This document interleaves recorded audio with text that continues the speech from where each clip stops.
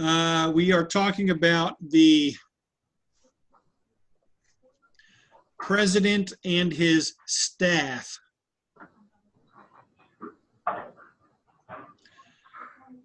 Obviously, any questions before we start, though? No.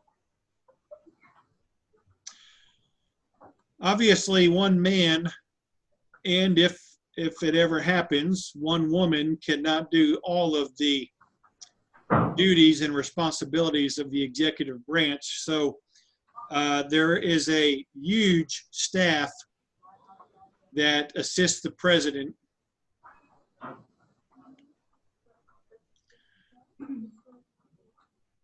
The president has a vice president, and while the vice president is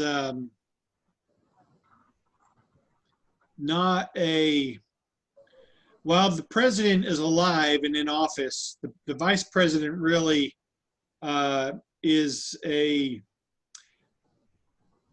not a dud office, but really he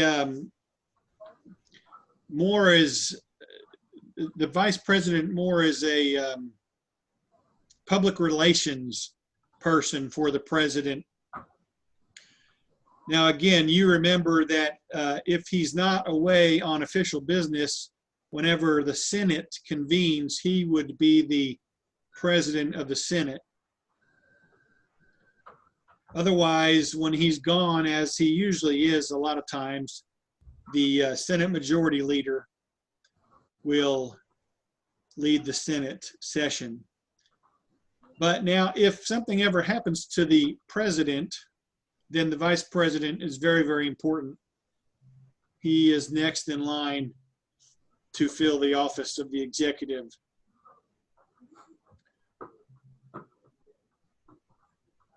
Who was the last vice president to become president? That is, he didn't run for president after the term was over. He became president because of the president either dying or stepping down. Who was the last one to do that? Do you know? No.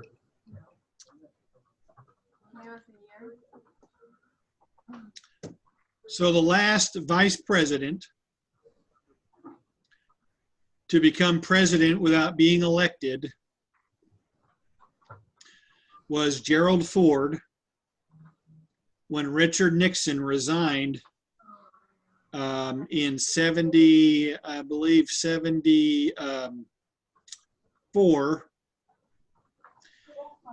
He was probably about to be impeached, so he resigned, and Gerald Ford became president, having not been elected. And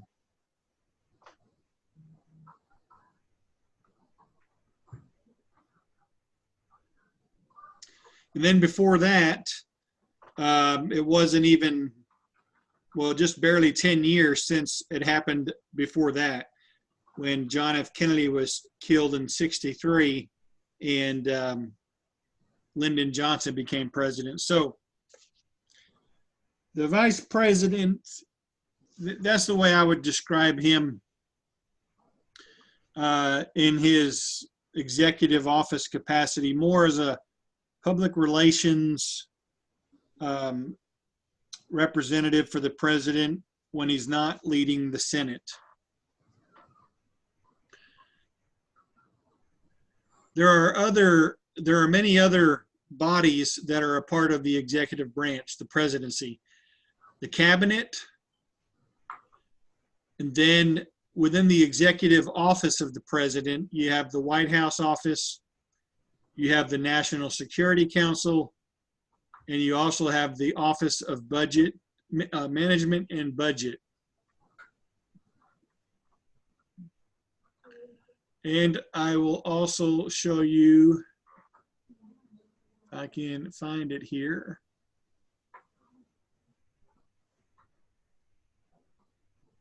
Not those guys, but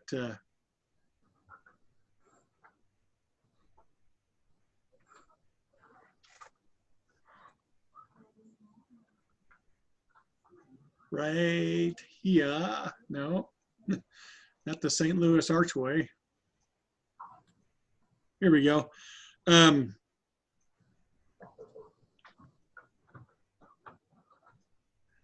All these other offices or councils or boards are a part of, now this here is the Treasury or the Cabinet, are part of the executive office.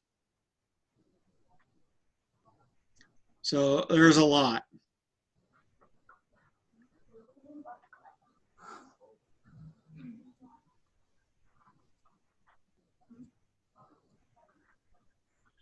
So let's begin with the White House office, and we'll work our way to the cabinet. The White House office, you can see, has only been around for 80 years. This basically is, I think that's a good way to describe it, the president's right arm. This would include the communications office, office of the press secretary, and the office of legislative affairs. You have legal advisors to the president, which in our current presidency of President Trump, in the news lately has been one of his personal lawyers, Rudy Giuliani. The person who stands before the press and gives regular speeches is the press secretary. It had been Sarah Huckabee Sanders for over a year, but she stepped down recently. You also have an assistant to the First Lady. 400 people total are in the White House office. That's a lot. That is.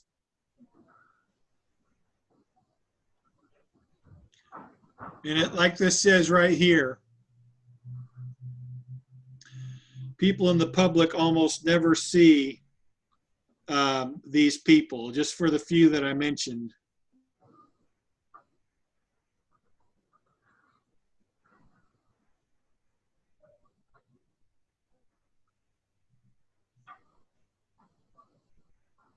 I apologize, guys. I'm having kind of a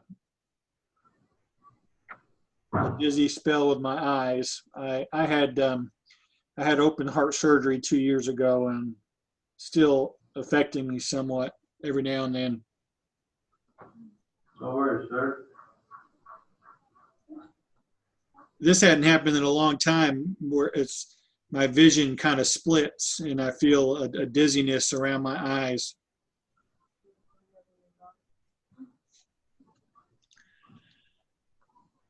What we're seeing now on the screen is the all of the cabinet directors, or the heads of the cabinet. Those are the names. Let me show you the faces of the current cabinet to President Trump, which includes Vice President, what's his name?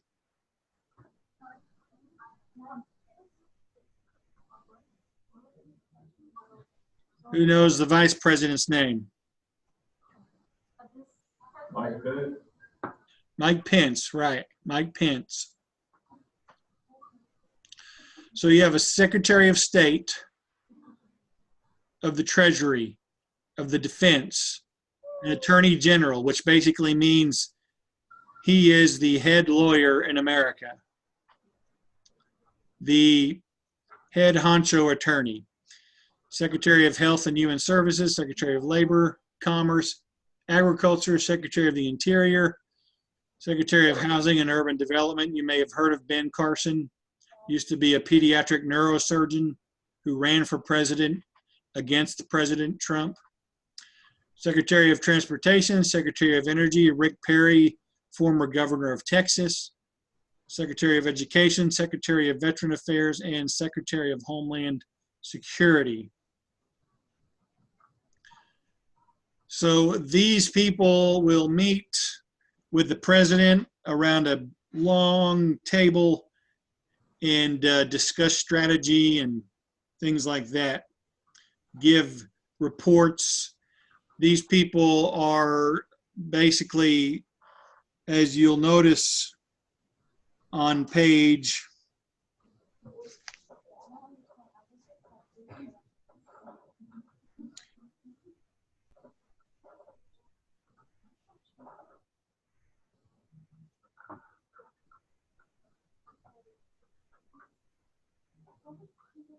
well, it should have been on page 364, but I'm not seeing it right now. These are people who are experts or came out of experts in these areas, and they came out of maybe a lower tiered similar position. I mentioned Rick Perry was the governor of Texas, so he's had executive experience.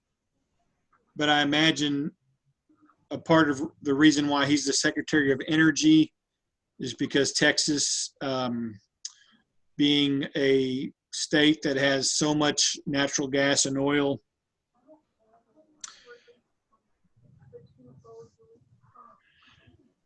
then you have another substrata of presidential advisors. And these people are basically on the same level as these cabinet heads. Mick Mulvaney is the assistant to the president, as well as being the director of the Office of Management and Budget. Then you have a trade representative, you have a director of national intelligence, you have the director of the CIA, the administrator of the Environmental Protection Agency, and the administrator of the Small Business Administration. And that's not all of them, there's a few more, but again, these are people who would give advice and reports to all of the cabinet and especially the president concerning their areas of expertise. One of the things that your textbook brings out on 365 and 366 is the issue of control.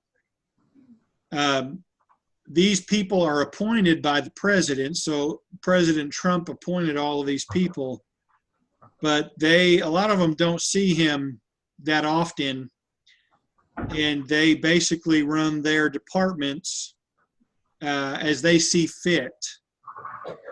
Now, the president and his inner circle, and especially since his election, you know, he had goals, he had campaign goals, campaign ideas that he ran on. So they're going to keep those in mind, but when it comes to the day-to-day operation of these departments, these folks are basically the leaders. Now, you see all these people compared to George Washington's first cabinet. You had a Secretary of War, a Secretary of the Treasury, Secretary of State, and an Attorney General. And of course, you had a Vice President, John Adams, but I don't know that he was in the office much like the Vice President is today. Things have changed quite a bit.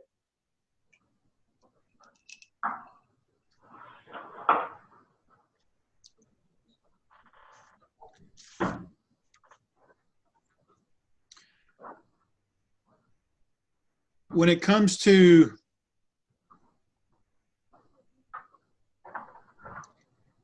the cabinet,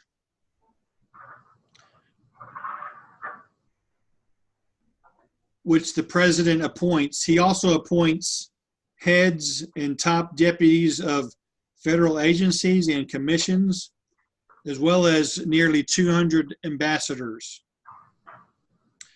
So there are more than, this is the bottom of 364, more than 2,000 full-time presidential appointees. So that is a duty that the president undertakes, or whoever becomes president undertakes when they arise to that office. So that is quite an extensive amount of people that you have to appoint.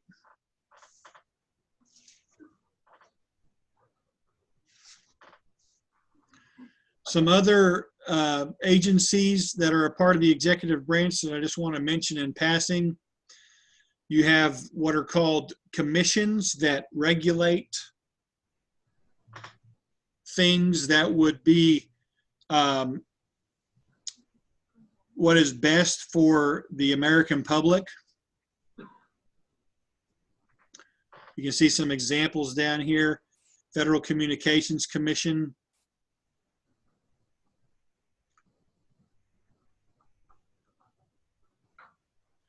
You have government corporations, which are basically businesses run by the federal government, like the post office. I think we mentioned that last time or a couple sessions ago.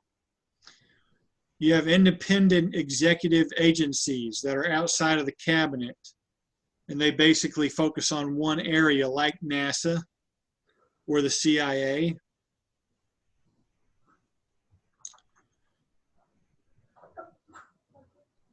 So you can see that the executive branch is itself quite a complex system of departments and agencies and commissions and boards and all those things that are there to further the agenda of the president.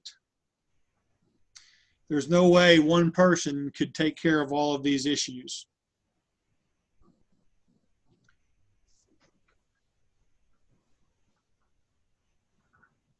Now, if the president were to be assassinated, as some of our presidents have, or if they were to resign like Nixon did, you know that the vice president becomes the president. But if the vice president were to die in office, after the vice president becomes president, if he were to die, who would then become the president? Secretary of State. Nope. Secretary of State is right there, sixth in line.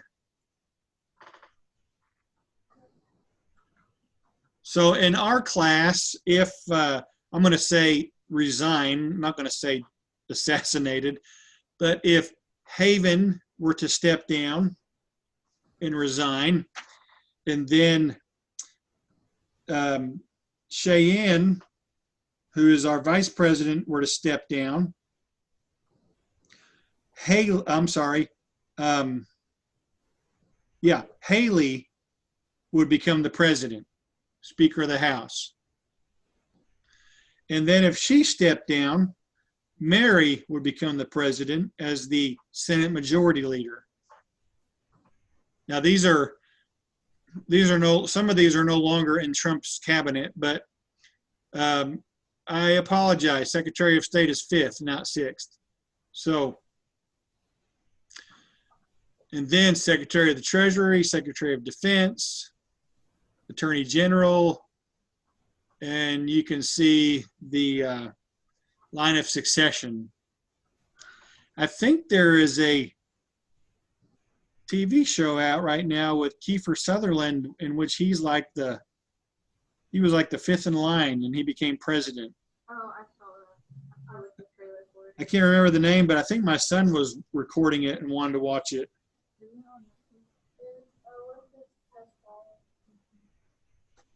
Anybody remember the name of the show? It's called Olympus Has Fallen. It's on Netflix. Oh, okay. I thought that was a movie.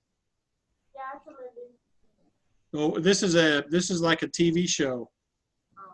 Well, that movie's pretty great. I watched it last night. Okay.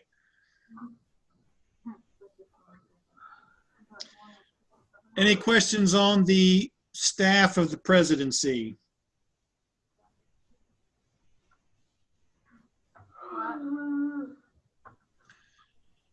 All right, the last section of chapter 12 that we want to cover, well, it is the last section, but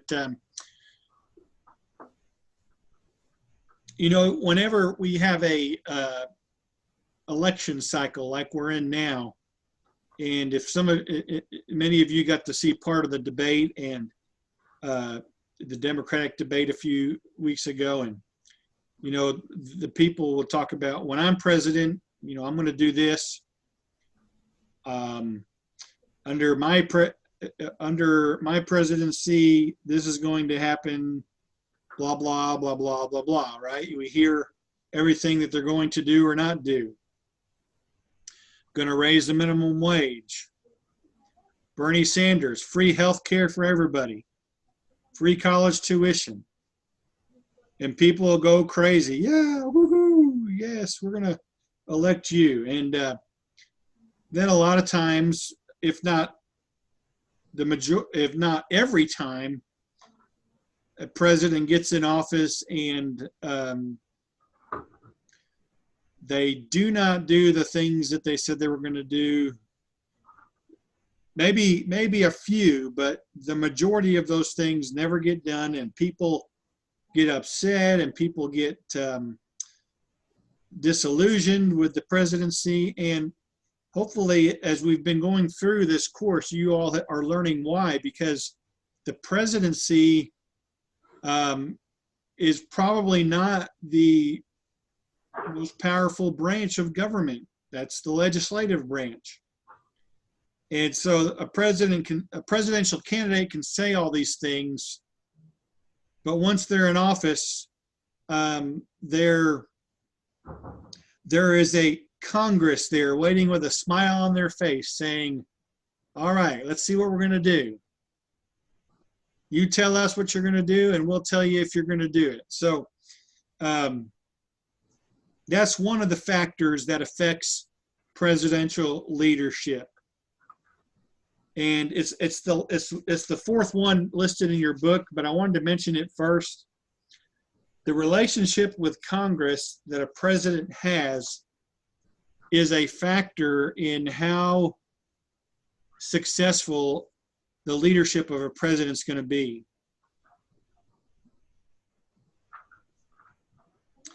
And usually, not always, but usually, usually one of the chambers of Congress is the opposite party. Every now and then you'll have a Republican or Democrat president, and the Congress will be completely of the same party. But usually one of the chambers is the opposite party, and sometimes both chambers are. So that is one factor that affects a president's ability to lead. Another factor, and see, yeah, here it is right here. It was the fourth thing. And, right now, apparently, you all do realize that we just took out a major ISIS leader, or a major enemy in Baghdad, the President Baghdadi, right? Are you guys familiar with that? Yes, sir. Just like we took out Osama bin Laden a few years ago. And right now, Congress, I guess, is pretty hot about it because Trump and his cabinet did not consult with them. Now, there was already a contentious relationship between Trump and especially Nancy Pelosi and the Democratic leadership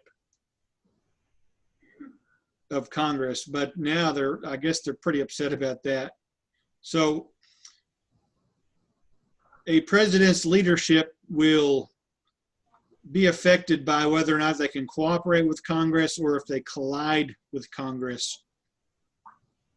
So now I'm going to go back to the first one. Many presidents have to deal with some kind of a major circumstance in their presidency that will affect their leadership. For example, Franklin Roosevelt became president during the, remember, the Great Depression, after the stock market crash. And he comes in with this major crisis, this major circumstance, and it leads to his New Deal and all of these government programs and agencies that he created that are, for the most part, still around today.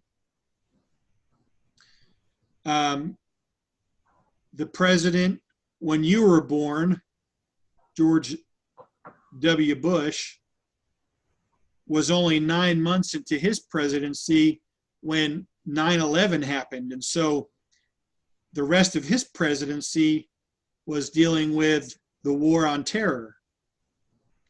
And he served for 7 more years. He was a 2-term president. So he had some major circumstances, and a lot of presidents have had these major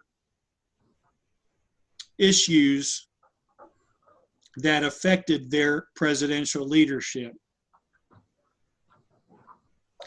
Another factor that can play into the leadership of a president is, excuse me, the stage of that president's term. For example, usually the first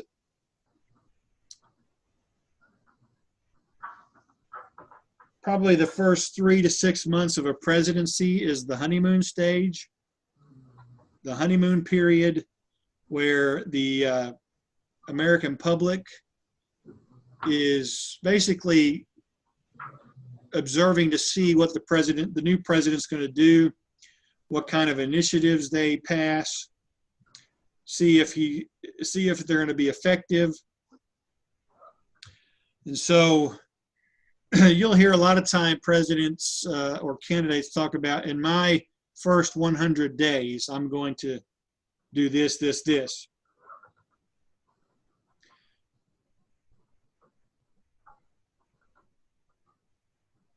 Let's talk about another stage that hurt a president. The first Bush, George H.W. Bush, when he conducted the Iraqi war in '91, in which he drove Saddam Hussein and his army out of Kuwait, by the beginning of 1991 into the summer, he was enjoying approval ratings of about 90%. He was in his last year as a president, his first term, so he was running for re-election, and he had this great approval rating. But what happened, which happened so many times after a conflict or a war, our economy was affected, and that went down. And by the time the election came around, Senior Bush was not reelected. Bill Clinton became president, and he became president by really focusing on he was going to turn the economy around. I believe Bush's approval rating dropped into the 30s. So in less than a year's time, he went from 90 to 30% approval rating. So depending upon the stage of the president's term, that will affect their presidential leadership. Another factor is the president handling an issue of foreign affairs, or is it a domestic affair? That is an affair back in the United States. is the president handling one of the things that Trump has been criticized about in his foreign affairs is his meeting with Prime Minister or Dictator Kim of North Korea. He's been criticized for meeting with Putin. He's got a lot of flack for some of his foreign affairs, his foreign relations. And that's going to be true because right now, here in America, the economy is doing much better. So his opponents, they're not going to focus on the economy because that's one of his strong points. And so he's being attacked for his, right now the Russia probe. That's a foreign thing. So that's affecting his ability to lead probably the way he wants to. And then we talked about relations with Congress. The last thing is public support. Depending upon where a president is,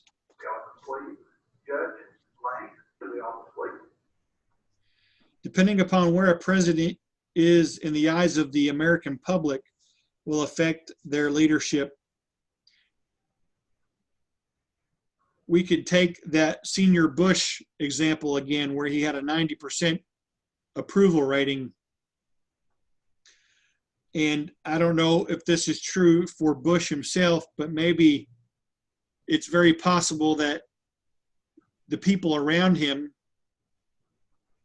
didn't campaign or lead a campaign that was vigorous because they thought he was going to be a shoo-in, because he had such a high public approval rating. But since the economy started to decline and many people will vote based on how it affects their checkbook, their finances, Bush did not have good public support for the '92 election.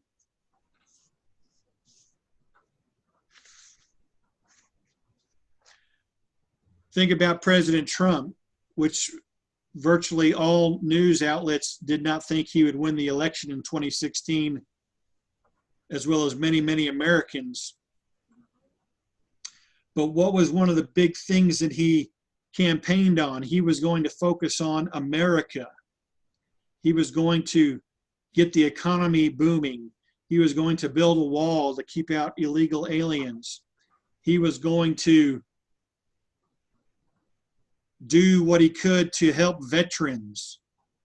I mean, these were all things that connected with half of the country. And that gave him high approval ratings, despite some of the things that the media would dig up on him from his past. So public support's very important. It affects presidential leadership. And how much the president is on television.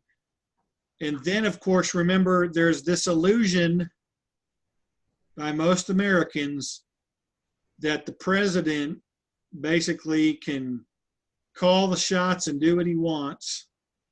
And that means he'll either be praised for something good that happens or he'll be blamed.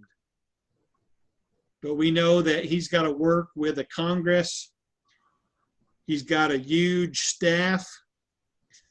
And sometimes the judicial branch will put up some resistance to presidential leadership. So any questions on these factors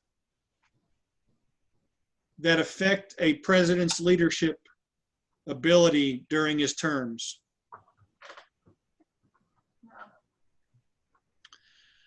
All right, so 2 more days for the report, and we'll meet back Wednesday and finish chapter 13, and then I will have also further instructions for the project.